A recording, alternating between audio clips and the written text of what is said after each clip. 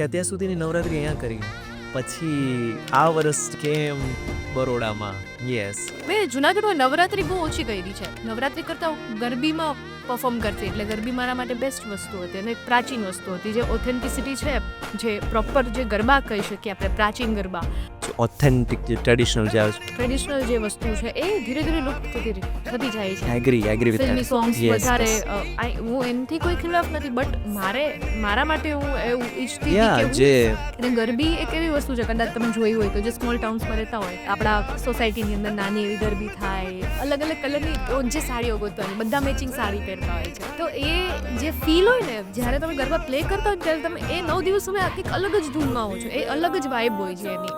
ખબર નહીં ત્યારે ગોડ આપણી સાથે હોય કે એ મને નથી ખબર, એ 9 દિવસો તમને કંઈક અલગ જ ફીલ થશે, તમે કંઈક અલગ જ વિચારતા હશો. Agree with that. Podtrend, the Gujarati podcast show.